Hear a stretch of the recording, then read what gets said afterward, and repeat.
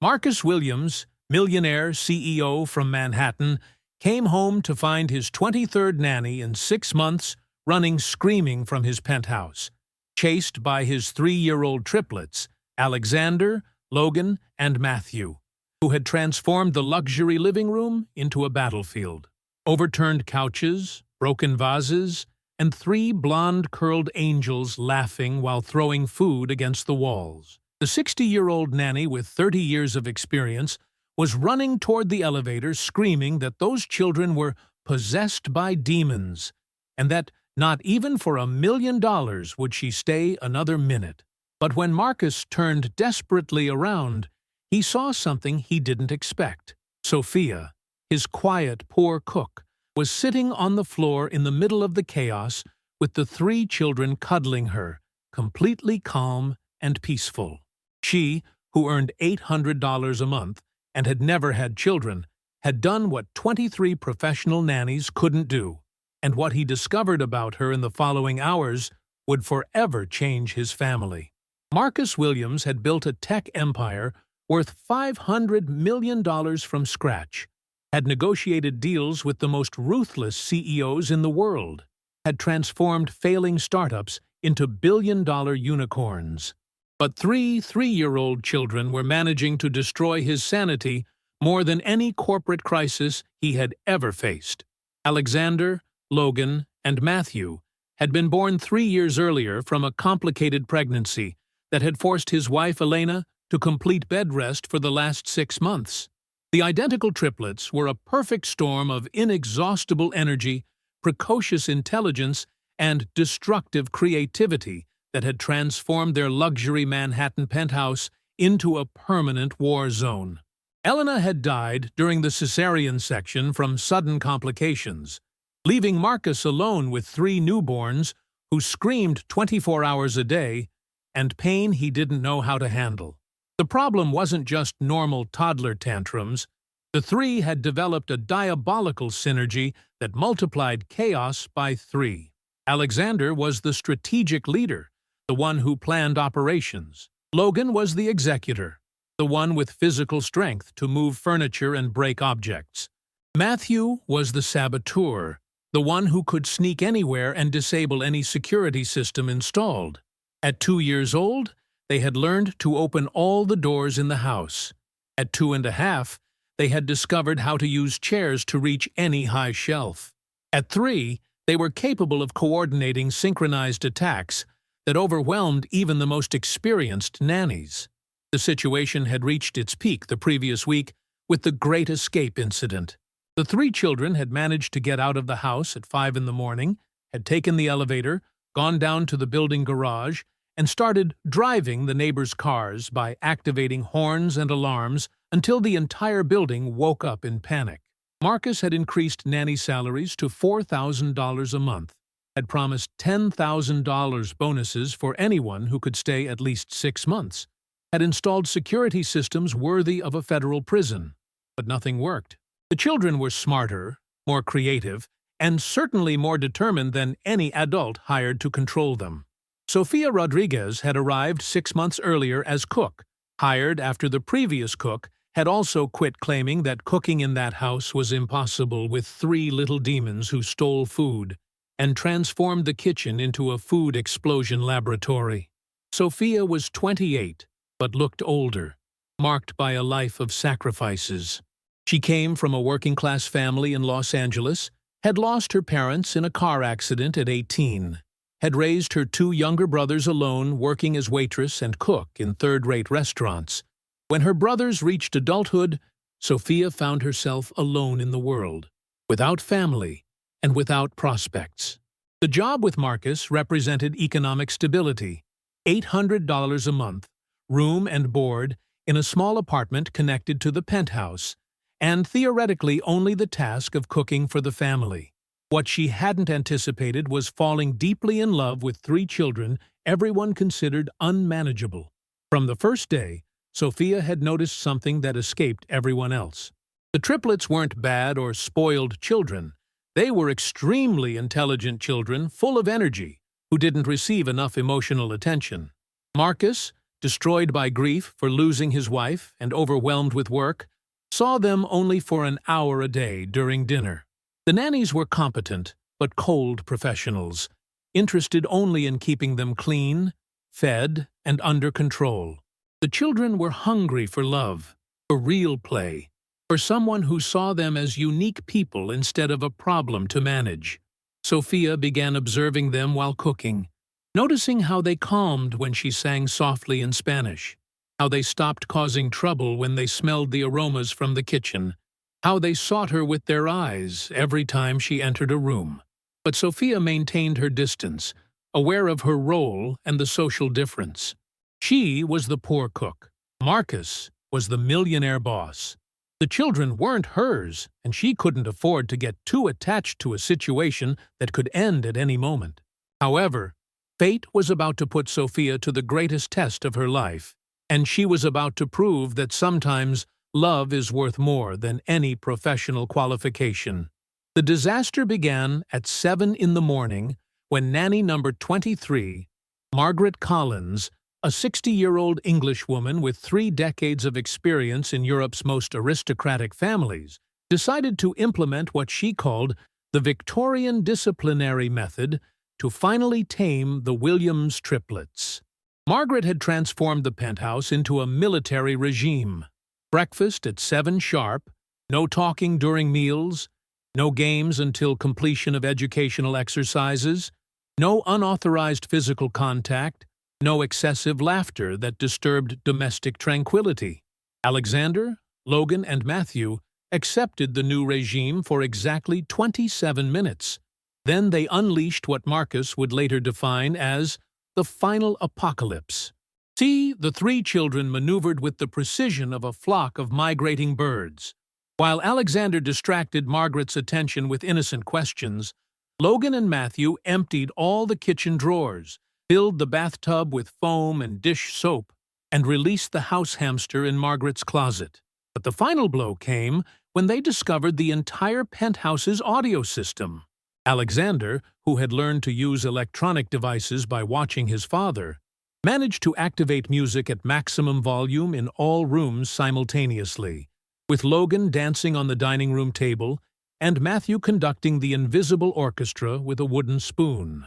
Margaret Collins fled screaming at 10 in the morning, claiming that in 30 years of career she had never seen 3 little demons so organized in sewing chaos. Marcus, urgently called from the office, arrived home to find the penthouse devastated as if a tornado had passed through. It was at that moment that he saw the scene that changed his perspective on everything. In the middle of the living room, chaos. Cushions scattered everywhere, bookshelf overturned, crooked paintings on the walls. There was Sofia, sitting on the floor, cross-legged, with Alexander on her right knee. Logan cuddled against her from the left, and Matthew stroking her hair. The 3 children were completely calm, breathing peacefully, and whispering things in the cook's ear as she listened with the sweetest smile. Marcus remained in the doorway, observing this surreal scene. The woman who earned the least in his house, who technically had no responsibility toward his children, had managed to do what 23 professionals had failed to do: make the children feel loved and safe. Sofia looked up and saw him in the doorway. For the first time since working there, their eyes truly met. It wasn't the embarrassed look of a servant surprised by her employer, but that of a woman who had just discovered her truest calling. The children followed her gaze and ran toward their father, shouting with joy. But instead of telling him their troubles, they all began talking about Sofia together. Alexander explained that Sofia had taught him to tie knots like a real sailor. Logan told how she knew how to cook pizza shaped like dinosaurs. Matthew simply said that Sofia knew how to sing the songs that made Mommy sing in her belly, too. Marcus felt something break and reassemble in his chest. His children spoke of Sofia with a love and admiration he had never heard when they described the professional nannies. And Sofia looked at them with such genuine affection that it was impossible not to notice. That evening, after putting the children to bed, something Sofia did with disarming ease by telling an improvised story about three pirate brothers who had to collaborate to find treasure.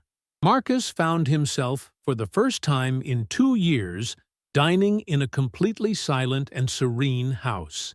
He knocked on Sofia's apartment door around 10 o'clock, with a proposal that would change their lives forever. Sofia opened the door to her small apartment, wearing a simple robe, with her hair loose on her shoulders. For the first time, Marcus saw her not as the servant cook, but as a young and beautiful woman who hid her femininity behind shapeless uniforms and always pulled back hair. Marcus's proposal was direct. He wanted Sofia to become the children's official nanny, with a salary of $3,000 a month, plus all the benefits he had offered previous professionals. But Sofia immediately refused, explaining she had no qualifications, no official experience with children, and especially didn't want the little ones to get too attached to her if he then changed his mind. Marcus insisted, explaining that in 2 years he had seen his children managed by dozens of qualified professionals, but never loved. Sofia was the only person who treated them like normal children instead of problems to solve. The only one who managed to make them laugh instead of controlling them. The only one who seemed to understand that behind the chaos were 3 little hearts who had lost their mother and needed love, not military discipline. Sofia accepted with one condition. She would do a 1-month trial, and if the children weren't happy, or if Marcus wasn't satisfied, she would return to being the cook without recriminations. Marcus accepted, though both knew it wouldn't really be a trial month. The following days completely transformed the atmosphere of the Williams penthouse. Sofia applied what she called the heart method. Clear rules but explained with love, firm but never punitive discipline. Enjoying the story? Give it a little like, and don't forget to subscribe. Now then, let's carry on. And especially the discovery that Alexander, Logan, and Matthew were 3 different people with different needs, not an indistinct mass of destructive energy. Alexander was the natural leader, but also the most sensitive. He needed concrete responsibilities to feel important. Sofia appointed him her assistant cook and taught him to prepare simple recipes, channeling his intelligence into something constructive. The child stopped organizing revolts and started organizing lunches. Logan was the most physical and athletic, needing to release energy. Sofia transformed the terrace into a children's gym, and every morning had a training session with him that included running, jumping, and balance games. The child stopped destroying furniture and started building forts with cushions. Matthew was the most introverted and creative, needing artistic stimuli.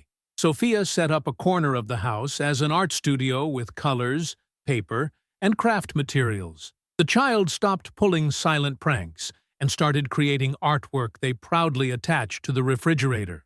But the real magic was how Sofia managed to make them function as a team. Every activity became a common project, cooking together, creating together, playing together. The 3 learned to collaborate instead of compete for attention, to support instead of sabotage each other. Marcus observed this transformation with growing amazement. His children had become normal, happy, well-behaved kids. But most importantly, for the first time since Elena died, his house seemed like a home where you could live instead of just survive. And Sofia was blooming like a flower that had finally found the right soil. She was no longer the silent cook who moved invisibly through the house. She had become the beating heart of the family, the one who transformed every day into an adventure, every problem into a game to solve together. But what neither Marcus nor Sofia had anticipated was that this professional transformation was slowly becoming something much deeper and more dangerous. They were beginning to fall in love with each other. 3 months after Sofia's arrival as official nanny, the Williams penthouse had become unrecognizable. Screaming had been replaced by laughter. The children had grown emotionally, developing security and genuine affection for Sofia, who reciprocated with total dedication. Marcus began changing his work schedule to spend more time at home, officially to follow his children's progress. But the truth was, he couldn't stay away from Sofia. He watched her teach the children, waited for dinner time for their brief exchanges about the next day's plans. The moment of mutual awareness came when Alexander got a high fever. Sofia spent the entire night at his bedside singing Neapolitan lullabies. Marcus stayed in the corridor listening to that sweet voice that cradled his son with love no medicine could provide. When at 6 in the morning he found Sofia asleep in the armchair, he covered her with a blanket. Sofia opened her eyes, and for a few seconds they looked at each other in silence, charged with everything they couldn't say. From that moment, both knew what they felt went beyond a working relationship, but it was impossible. Marcus was a millionaire from Manhattan's high society. Sofia, a former waitress from Los Angeles. But the children didn't understand these differences. For them, Sofia was the most important person after Daddy. They began calling her Mama Sofia. The situation reached breaking point during the triplets' birthday party. When it came time to blow out the candles, the children refused to do it unless Sofia was in the photo like a real mom. The request in front of high society guests put Marcus in an impossible position. Sofia resolved the dilemma by stepping aside, explaining she was happy to watch them from the kitchen. But that evening she made the most difficult decision. She had to leave. Not because she didn't love the children, but precisely because she loved them too much. Sofia had planned to leave the next day without saying goodbye to the children, but Alexander, Logan, and Matthew had developed a sixth sense for changes. They woke at dawn and found her packing in her apartment. The three children's reaction was devastating. Alexander immediately understood what was happening and began screaming, "It wasn't fair." Logan attached himself to Sofia's legs, refusing to let her go. Matthew said nothing, but began crying silently with despair that broke everyone's hearts. Marcus, awakened by the screams, arrived at the apartment and found the scene that confronted him with the purest truth. His children were experiencing another abandonment. They had lost their mother at birth. Now they were losing the only maternal figure they had ever known. And all for what? For social conventions? For the opinion of people who didn't even truly know his family? It was Alexander, with children's disarming wisdom, who said the words that changed everything. He asked his father why they had to let Sofia go to make others happy when she truly loved them and they loved her. Marcus looked at Sofia because at that moment he understood that's what she had become for his children and for him, and made the most courageous decision of his life. Marcus's plan was as bold as it was simple. If Manhattan society couldn't accept that he fell in love with his nanny, then he would change the game rules. He used his contacts to get Sofia hired at a prestigious educational consulting firm. She would officially become a family pedagogy specialist, complete with an accelerated child psychology course that Marcus paid for at a private institute. Manhattan society, always fascinated by redemption stories, embraced Sofia as a phenomenon. Newspapers wrote articles about her. Wealthy families began requesting her services, and she quickly became one of the city's most sought-after educators. But the most important change wasn't social, it was emotional. Marcus began officially courting Sofia, no longer as employer and employee, but as man and woman of the same society. 1 year after that dramatic day when Sofia had tried to leave, the Williams penthouse was the scene of one of the most touching marriage proposals Manhattan had ever seen. Marcus organized everything down to the smallest detail, but the real protagonists were Alexander, Logan, and Matthew. The three children, now 4 years old, had prepared a special show for Sofia. Alexander had learned to cook her favorite recipe. Logan had built a cardboard castle with his own hands for Princess Mama Sofia, and Matthew had drawn a family portrait where all five were happy together. In the center of the drawing, Sofia wore a white dress and a shining ring. When Sofia saw the drawing and understood what was happening, she began crying before Marcus even knelt down. But it was Alexander's words that moved her most. They told her they had chosen her as their real mom when she was still the cook. Now Daddy had chosen her as his wife, and they asked if she wanted to choose too to be their family forever. Marcus's proposal was simple and sincere. He told her he had built an economic empire, but she had built something more precious. A home where love was more important than money, where children grew up happy, where every day was a gift instead of a challenge to overcome. The wedding was celebrated 6 months later in the penthouse garden, with a ceremony reflecting their unique story. Sofia wore a dress designed by a Manhattan stylist, but inspired by traditional embroidery. The 3 children served as page boys, each with a special task. Alexander carried the rings, Logan scattered petals, Matthew held the bride's train. The most emotional moment was when, during the ceremony, the children asked the officiant if they could also marry Sofia officially. The minister, prepared by Marcus, brought out 3 small rings and allowed Alexander, Logan, and Matthew to promise to be her children forever, while she promised to be their mother forever. Sofia said she had arrived at that house as a poor and desperate cook, but had found much more than a job. She had found her family, her purpose in life, and the greatest love she had ever imagined. 5 years after the wedding, the Williams family had become a model for all of Manhattan. Sofia had opened a school to train educators who worked with the heart method, teaching that love and understanding are more effective than any disciplinary technique.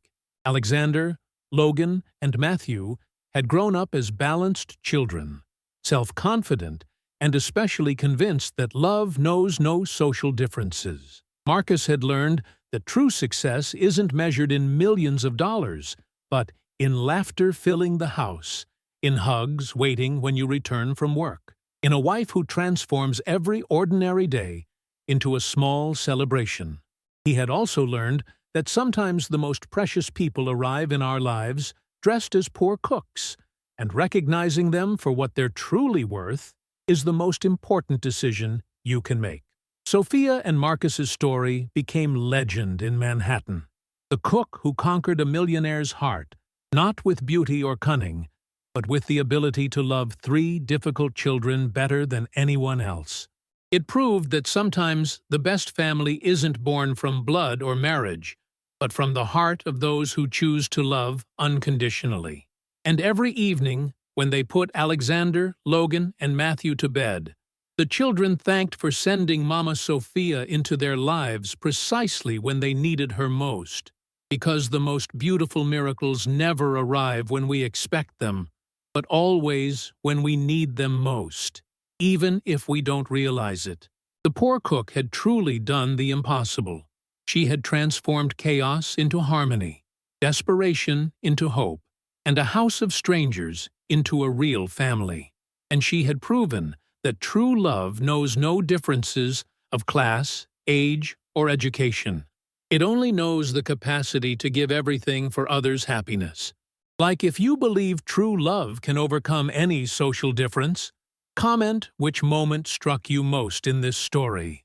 Share to inspire those who think impossible dreams never come true. Subscribe for more stories of families born from the heart. Sometimes those who have the least to offer materially have the most to give in terms of love. Sometimes children recognize true love better than adults. And sometimes it takes just the right heart at the right moment to transform chaos into a perfect family. Because love doesn't look at the bank account, it only looks at the ability to make those around us happy.